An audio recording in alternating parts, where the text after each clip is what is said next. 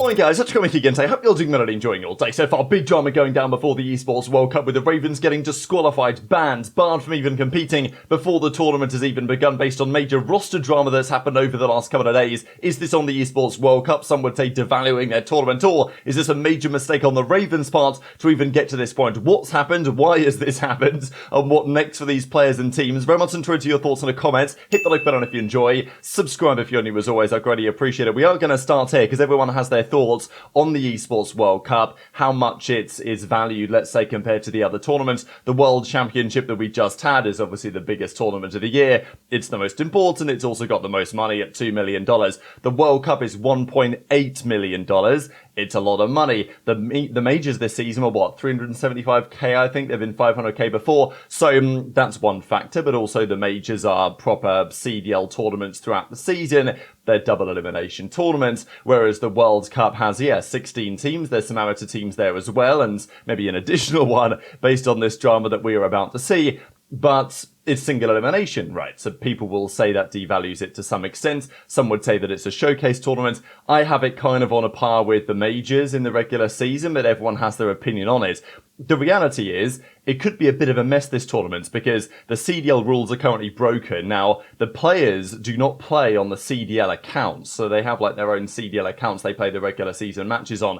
That's not the case for the World Cup, so that's another thing to keep in mind here. And Hex actually comments on this tweet from Hixie and says, the guys are just filling me in on this. Is it really that screwed up? Does anyone know if it's going to be patched by the World Cup? So Hixie says, pros have been on the same version of the game since basically February. Every time they try and change to an updated version, they realize that the caster either breaks the game or is unwatchable due to bugs. High chance they have to stay on the same old version for the World Cup too. But as EasyMac says, EWC was played on the public build last season rather than a specific CDL build that they can go back and find. So effectively the implication is that Treyarch just have to fix this and fast, otherwise it's going to be unplayable. Hixie says, if you load into a game in Caster, it crashes the game. So unless the live feed is watching in Spectator or it gets fixed quickly, I don't see how it's possible. I believe non-CDL circuit tournaments don't get the CDL servers, so they can't play on the old patches. I assume Treyarch is working hard to fix the Cockcaster for a hot fix. It would be nice to assume that that was the case, but honestly, who really knows? So that's kind of the update on the World Cup and why there are potentially some other problems with the tournament as well. But the big drama of yesterday was coming out of the Ravens. So the Ravens made a roster change the other day. They got rid of TJ Halley. He went to the Falcons. They didn't get rid of him exactly. He left because his contract was up. And, well, that's very interesting, and we'll see some of the, let's say, truth behind that in a second. Gwyn also left. He went to go to the Cloud9 team, of course. And Rex, presumably, they were dropping him, right? I mean, his contract, it seems, was over. Slasher still seems is under contract. So, look, what I will say before we get into this is that whatever you think this means for the World Cup, Ravens have always been and will continue to be the most cooked organization. Like, they operationally are a disaster, and whatever you think about this from the World Cup perspective and their decision making on this matter, if it doesn't change, it's almost guaranteed that a very high portion of the blame here should go to the Ravens. So we'll get to why in a second. Afro, though, was meant to join. The team was meant to be Slasher, Afro, Cobra, and F-Dot. They were going to bring in some European players, and the theory was that, EWC have a rule. You can only make a one-man move going into the World Cup. That's what we saw Cloud9 do. That's what we saw Falcons do. That's what we saw a couple of other teams do as well. LAG, for example. But Ravens were of the belief, it seems, that because their players' contracts were ended, that they were free to make more changes. Also, just in general, signing European players, it has implications in terms of visas, in terms of getting the access to play in the tournament, and there's some other things that relevant when it comes down to that. And I don't know if that would have made it more complicated, but we know that for the Ravens, historically, it's something that they have rather suffered with. So Afro then comes out with a tweet, and it's so frustrating to hear about this, especially for Afro, because he was so good at this game. We've seen him be excellent at games prior. This was one of his best games ever for sure. Like, he was dominating challenges all year. could have got the opportunity to play for Surge. It never happened. They got Neptune instead because of visa stuff. Maybe there was another opportunity. I don't exactly know. But there was a chance that Afro came back into the league this season. One of his best ever games. Didn't, get, let's say, achieve success with this team as he would have liked to internationally at LANs, but then was going to get this opportunity on Ravens for the World Cup to show what he could do against the pros. Same for a guy like FDOT, same for a guy like Cobra. Who knows where their careers go from here after this? But it's not really their fault. So as Afro says, how can EWC expect Carolina not to get 2 players after they left because they're out of contract? We have been denied from the Esports World Cup. Would get it if they were dropped because then they're actually making a change, but they didn't make it make sense. So Ben then says they said 3 changes was too many and not considered to be a minor change because the World Cup had like 2 deadlines. They had the first deadline, which was, I think, about Major 4 time, which is like, okay, what is your roster going to be for the World Cup? You're allowed then to make what they consider to be a minor change before the deadline, which was on like the 3rd of July, basically a week ago. That minor change seems to be a one-man move. The teams aren't allowed to make more than that, but Ravens were thinking, well, these guys aren't under contract anymore. They've literally left. What are we meant to do? We should be able to sign some more players, right? Afro says, okay, maybe 3 players was too many, so we might not have been able to replace Rex. But it's like, okay, well, we could bring Rex back. We didn't really want him, but we could bring him back and just make 2 changes, and surely that might be okay.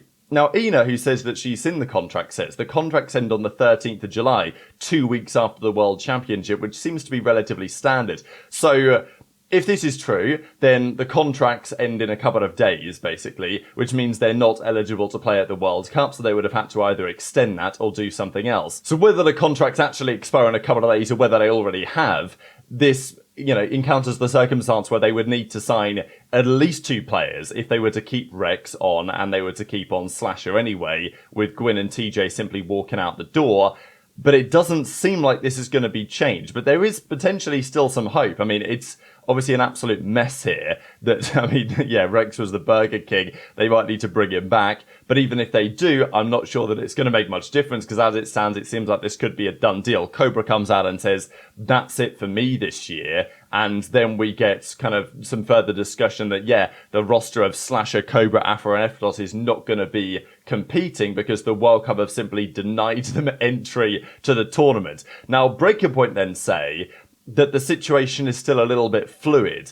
TJ and Gwyn are out the door. They've already signed their new deals to go to the new team whenever the contracts expired. That's how it was for the World Cup. The situation was then considered to be fluid, but then a couple of hours later, Ronnie put out a post to say, they have been disqualified for violating the roster rules and discussing the team that's going to come in instead. So this is a complete mess, and the World Cup have their rules in place. Now, you might argue that the World Cup should make an exception here because of the circumstances, and I would also like to see that. I think it would be great to see these guys compete, but the World Cup have their rules, and they have their rules for a reason, and there wasn't much flexibility on these rules going into the tournament. That's what was described, and they could make an exception if they wanted to, but they don't necessarily have to. The teams were very aware of the rules a long time ago.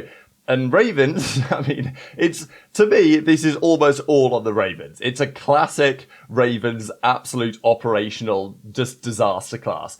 And they've managed to do it again.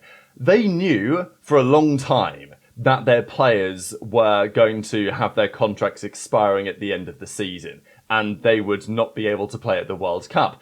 Now, when those contracts were signed quite a while ago, was the World Cup confirmed, the dates, the times, all of this stuff? Okay, potentially not. But as Ben says, we'll see it in a second, I think, extending those contracts, modifying those contracts is not a difficult thing to do. If they wanted to do so, they could have done to make it so that they could have extended those guys through the World Cup and still played with them at that tournament.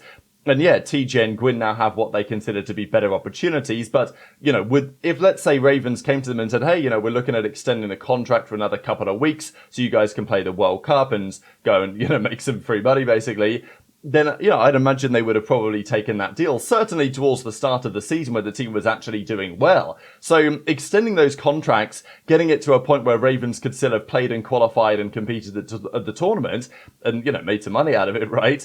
would have been relatively straightforward to do. They didn't do it, maybe in the hope or the optimism that they could just make a couple of changes and they'll get an exemption because, you know, well, our contracts are expired. But it's like, that's on you, buddy. Like, you know, you should have figured that one out in advance and at least had the conversation.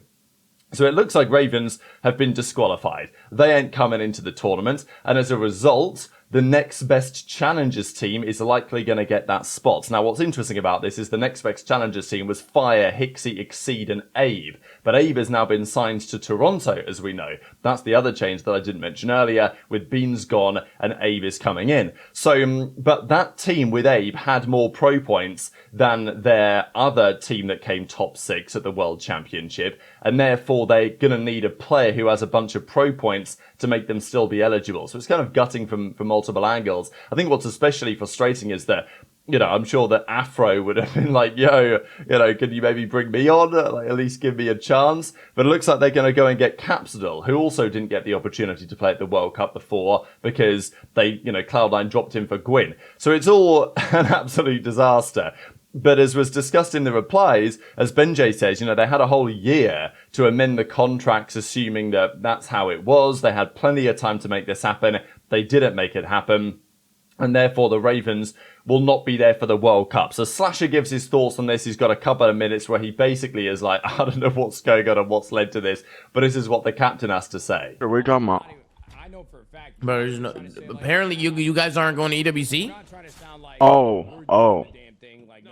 You're streaming? Yeah, I'm streaming. Oh, if you can't talk about it, don't talk about No, it. I mean, I don't know. I don't know if I could. Oh, okay. No, you don't. I don't know. I mean, yeah, I just don't think I'm.